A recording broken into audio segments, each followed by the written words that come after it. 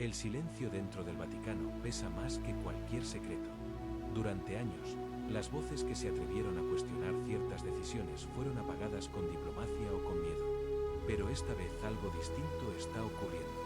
En un momento en que la fe parece tambalear y los fieles se sienten confundidos por los cambios dentro de la Iglesia, el cardenal Gerhard Ludwig Müller, una de las figuras más respetadas y polémicas del clero contemporáneo, ha decidido hablar.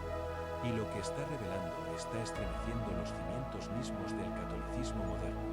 Nos están arrebatando el alma de la Iglesia, habría dicho Müller en una entrevista reciente, con una serenidad que contrasta con la gravedad de sus palabras. Sus declaraciones no son simples opiniones. Son advertencias, testimonios y quizás un último llamado a despertar.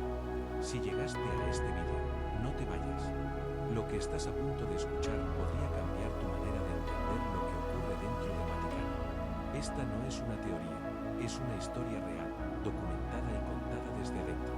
Si amas la verdad, quédate hasta el final, compártelo y únete a los que aún creen que la fe no puede ser manipulada. El cardenal Gerhard Ludwig Müller fue considerado un hombre de disciplina férrea, un teólogo meticuloso, un guardián de la doctrina que jamás hablaba más de lo necesario. Su presencia imponía respeto, sus palabras, cuando las decía, pesaban. Pero con el paso de los años, ese silencio que lo caracterizaba comenzó a ser interpretado por algunos como complicidad y por otros como prudencia. Nadie imaginaba que detrás de ese mutismo se gestaba una tormenta. Müller conocía bien los pasillos del poder eclesiástico. Había estado en reuniones donde las palabras modernización y reforma sonaban más a estrategia que a espiritualidad. Había visto documentos corregidos, informes alterados y decisiones doctrinales tomadas bajo presiones externas. Al principio, creyó que se trataba de simples diferencias de interpretación, inevitables en una institución tan vasta. Pero pronto comprendió que lo que estaba ocurriendo era algo mucho más profundo. Una transformación silenciosa que amenazaba el corazón mismo de la fe. Fuentes cercanas al cardenal recuerdan su incomodidad en ciertas reuniones de la Congregación para la Doctrina de la Fe, el organismo que, durante siglos, había sido el guardián de la ortodoxia católica. Müller notaba cambios sutiles, frases reemplazadas, términos suavizados, decisiones teológicas tomadas con criterios más políticos que espirituales. En una ocasión, según relata un sacerdote que trabajó con él, Müller habría golpeado suavemente la mesa, mirando fijamente los presentes, y dicho con voz grave, no podemos modificar la verdad para adaptarla al mundo. Es el mundo el que debe encontrar su verdad en Dios. Desde ese momento, algo cambió. Los gestos de respeto hacia él se volvieron más formales, más fríos. Sus opiniones comenzaron a ser ignoradas en documentos clave. Y aunque seguía cumpliendo con sus funciones, Müller sabía que estaba siendo apartado lentamente del núcleo de decisión. Querían su silencio, diría años después un obispo alemán que lo conoció de cerca. Y Müller, en su prudencia, comprendió que debía observar antes de hablar. Pero lo que vio lo obligó a romper el silencio.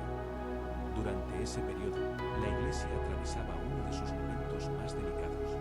Los escándalos de abusos, las divisiones internas, la presión mediática y la pérdida de credibilidad habían generado una crisis moral sin precedentes.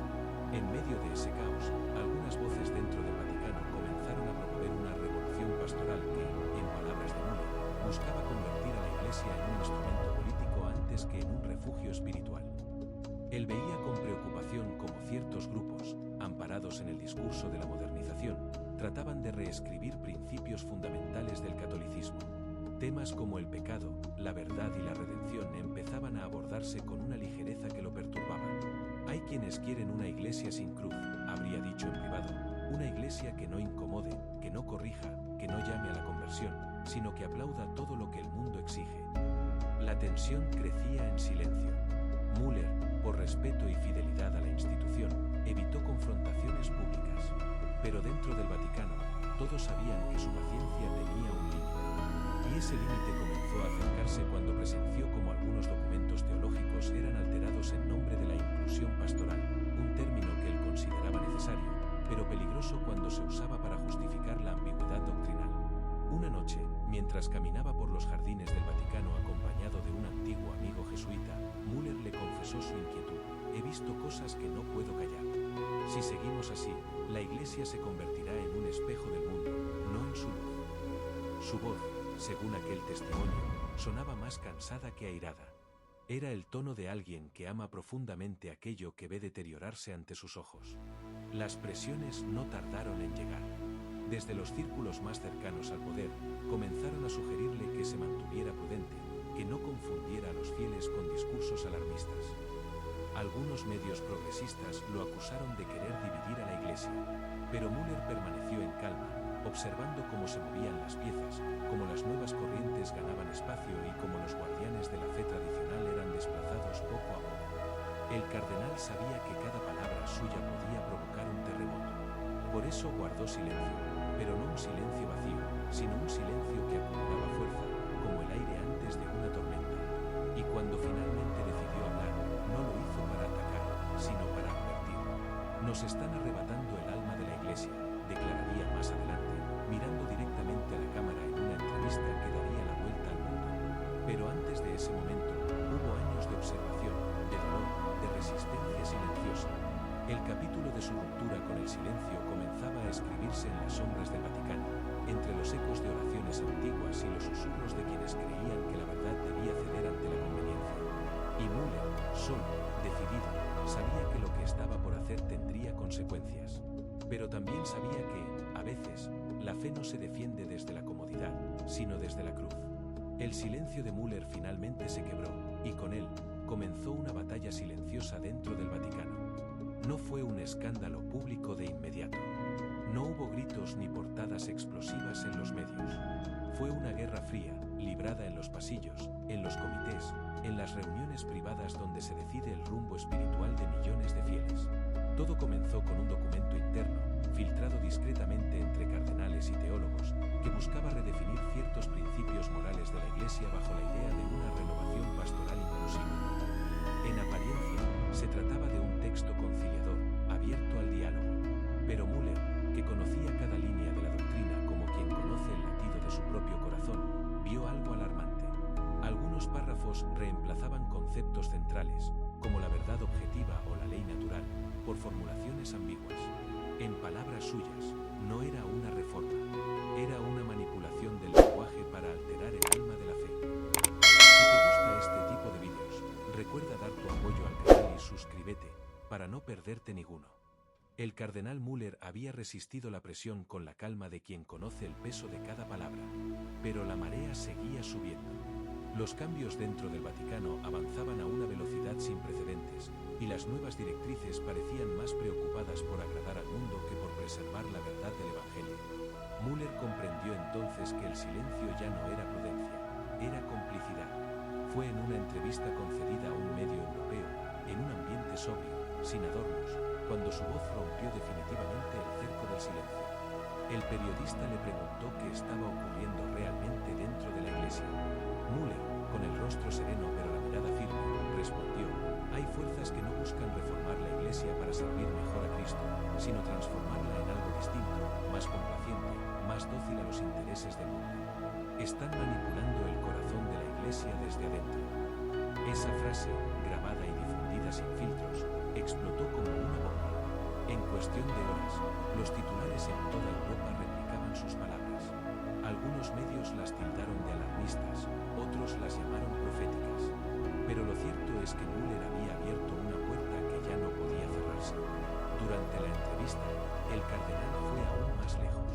Habló de reuniones en las que se intentaba redefinir conceptos fundamentales del catolicismo: el pecado, la gracia, el sacrificio. Se está reemplazando la idea de redención por la de autoaceptación, dijo. Ya no se habla del arrepentimiento, sino del derecho a ser como uno quiera, sin conversión. Eso no es misericordia, es un engaño espiritual. Sus palabras fueron recibidas con una mezcla de asombro y temor. Por primera vez, un cardenal de tan alto rango hablaba abiertamente de manipulación interna, de decisiones tomadas por comités ajenos a la doctrina y de presiones externas que influían en los documentos papales. En su testimonio, Müller no acusó directamente a personas, sino a un sistema que, según él, estaba cambiando el rostro de la Iglesia bajo una máscara de apertura y progreso. Hay quienes quieren una Iglesia sin dogmas, sin exigencias, sin cruz. Pero una fe que no confronta al mundo no es fe, es solo ideología con ropaje espiritual. Esa frase, repetida una y otra vez en redes sociales, se convirtió en un símbolo. Muchos creyentes comenzaron a compartir sus declaraciones con lágrimas, otros con indignación. Algunos sacerdotes lo citaron en sus homilías, afirmando que el cardenal había dicho en voz alta lo que muchos temían decir. Pero dentro del Vaticano, las reacciones fueron muy distintas. Varios portavoces intentaron minimizar sus palabras, calificándolas de opiniones personales y asegurando que la Iglesia seguía fiel a su misión. Sin embargo, los movimientos internos demostraban lo contrario. Se suspendieron entrevistas previstas, se bloquearon publicaciones, y algunos prelados que habían mostrado simpatía por Müller fueron discretamente apartados de sus cargos. Aún así, el cardenal no retrocedió. Días después, publicó un documento teológico extenso, una especie de manifiesto espiritual, en el que detallaba con precisión los signos de lo que llamó la infiltración del relativismo dentro de la fe. En ese texto advertía que, si la Iglesia seguía renunciando a su autoridad moral por miedo a ofender, terminaría vaciando su propio mensaje. Cuando la Iglesia se adapta al mundo, deja de ser luz y se convierte en sombra. No podemos predicar el amor si negamos la verdad. El amor sin verdad es sentimentalismo, y la verdad sin amor es crueldad. Pero la fe auténtica une ambas. La publicación de ese documento causó un terremoto mediático. En pocas horas fue traducido a más de 10 idiomas y compartido por miles de fieles en todo el mundo. Para muchos, Müller se había convertido en una voz profética. Para otros, en un problema que debía ser silenciado. La respuesta no tardó. Desde Roma, se emitió un comunicado breve, casi frío, recordando que toda opinión teológica debe mantenerse en comunión con el magisterio actual. Una advertencia diplomática, pero clara. Müller, sin embargo, sabía leer entre líneas. Era una señal de que sus palabras habían cruzado una frontera. Lejos de intimidarse, decidió conceder otra entrevista, esta vez en televisión. Frente a millones de espectadores, dijo algo que heló la sangre de muchos. No hablo por ambición ni por nostalgia. Hablo porque amo a la Iglesia. Y la amo tanto que no puedo ver cómo la manipulan los mismos que deberían protegerla. El silencio en el estudio fue absoluto. El periodista intentó cambiar de tema, pero Müller continuó. Habló del sufrimiento de sacerdotes fieles que eran castigados por mantenerse firmes, de documentos que se modificaban en el último momento, de una confusión doctrinal que estaba desorientando a millones de creyentes. Estamos en una batalla espiritual. No entre conservadores y progresistas, sino entre la verdad y la mentira. Entre la fidelidad y la traición. Y el enemigo no siempre viene de afuera. Esa última frase recorrió el mundo. En redes sociales, en templos, en conferencias y en hogares, se discutía lo que Müller había dicho. Algunos lo acusaban de sembrar división, otros decían que finalmente alguien había tenido el valor de decir la verdad. En las horas siguientes, comenzaron a circular rumores de que el Vaticano estaba considerando sanciones disciplinarias. Pero en lugar de callar, Müller continuó hablando, concediendo entrevistas y escribiendo textos en los que pedía una purificación espiritual profunda dentro de la jerarquía. Cristo no eligió a su Iglesia para agradar a los poderosos, sino para salvar almas, escribió en una carta abierta. Y si el poder teme la verdad, entonces es el poder el que debe arrodillarse, no la verdad la que debe rendirse. Las revelaciones del cardenal ya no podían ser ignoradas. Había expuesto algo más que un conflicto teológico. Había expuesto una fractura en el alma misma de la Iglesia. Y mientras algunos lo celebraban como un mártir de la verdad, otros lo señalaban como un enemigo del cambio. Dentro del Vaticano, donde cada palabra es medida, donde cada gesto tiene peso y cada silencio tiene significado, romper el equilibrio es romper las reglas del poder. Y el cardenal Gerhard Ludwig Müller lo sabía. Sabía que cada frase que pronunciara fuera de los márgenes del discurso oficial lo alejaría más de la estructura que un día ayudó a construir. Pero lo hizo igual. Y el precio fue alto. Las consecuencias no tardaron. En cuestión de semanas, los gestos de respeto se transformaron en miradas esquivas. Las invitaciones a congresos teológicos y eventos diplomáticos comenzaron a desaparecer sin explicación. Algunos de sus antiguos colaboradores fueron transferidos o reemplazados.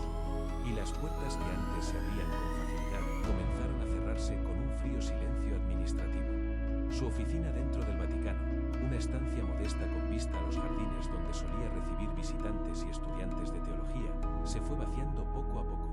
Los pasillos, antes llenos de voces y debates, se tornaron desiertos cuando él aparecía. Era la soledad del que ha dicho demasiado, la distancia impuesta al que se niega a retractarse. En una carta privada a un amigo jesuita, Müller escribió una frase que con el tiempo se haría pública: no temo al aislamiento, temo al engaño espiritual que se está extendiendo como una sombra dentro de la Iglesia. Dale al like para activar la campanita, suscríbete y apoya el canal. Gracias.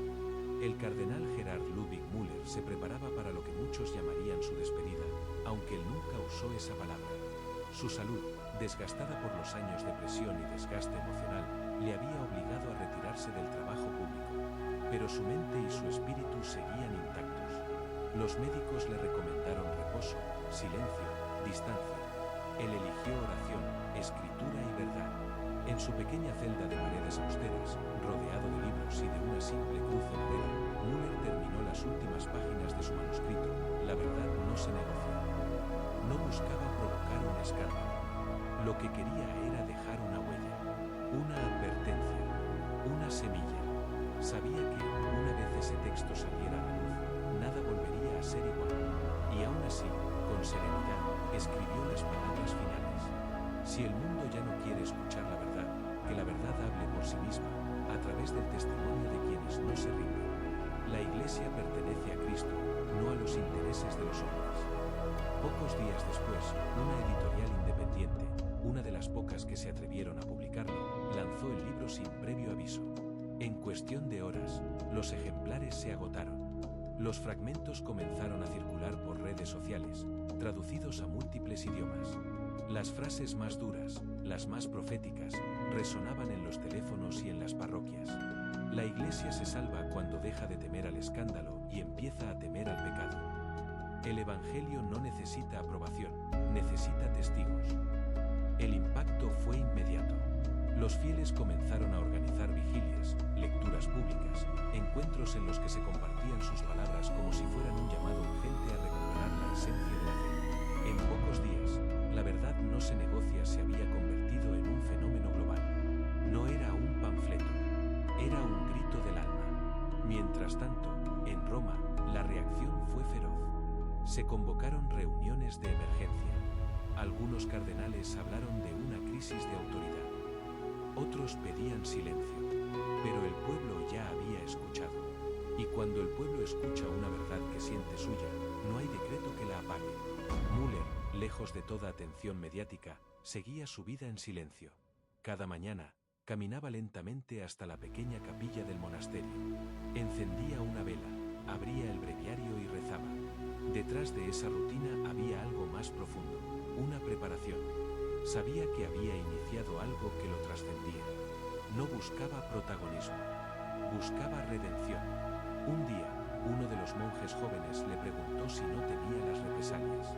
Müller lo miró, sonrió con cansancio y respondió: el miedo pertenece a los que tienen algo que perder. Yo ya lo he perdido todo, salvo la conciencia. Esa frase se difundió con la misma fuerza que sus escritos. Era la voz de un hombre que había atravesado el fuego del poder y había salido con el alma intacta. Los fieles comenzaron a ver en él no solo un cardenal, sino un testigo, un profeta silencioso en una época de ruido. En varias diócesis, sacerdotes jóvenes empezaron a citarlo en sus homilías.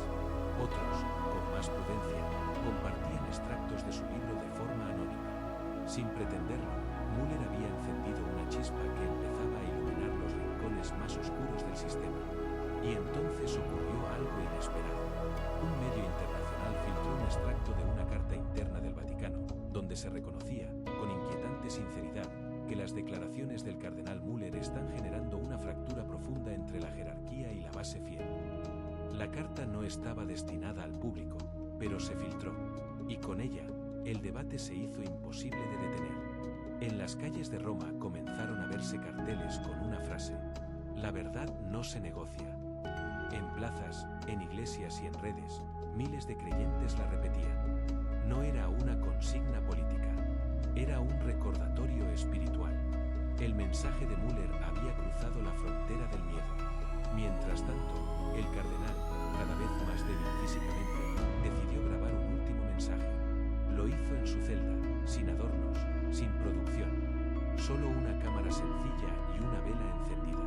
En esa grabación, su voz sonaba tranquila, pero firme. Si algún día mis palabras son silenciadas, que mi silencio hable por mí. La Iglesia no pertenece a los poderosos, sino a los humildes que siguen creyendo.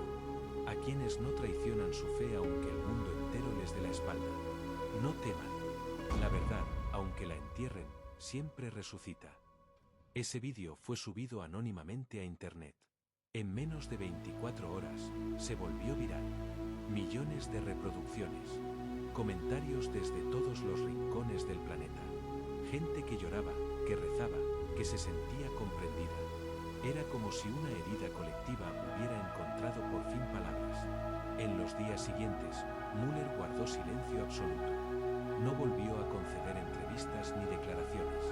Solo se le veía rezando en el claustro, con la mirada perdida en el cielo de Roma, como si hablara con alguien que solo él podía escuchar.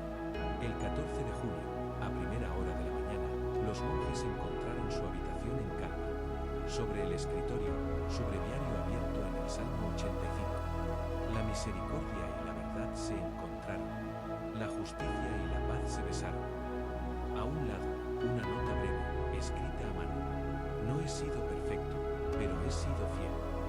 Su muerte fue silenciosa, pero el eco de su voz no se apagó. En cuestión de días, iglesias de todo el mundo celebraron misas en su honor. Los fieles encendieron velas frente a retratos suyos, y en cada ceremonia, alguien repetía las mismas palabras. El cardenal que no se cayó. Su libro fue reeditado en decenas de idiomas, y en los años siguientes, su figura se convirtió en símbolo de resistencia espiritual, en un recordatorio vivo de que la fe no es obediencia ciega, sino amor a la verdad. El Vaticano, con el tiempo, intentó suavizar su legado, pero ya era tarde. Su mensaje se había convertido en algo más grande que cualquier institución, un llamado a despertar. Recuerda que todo es una historia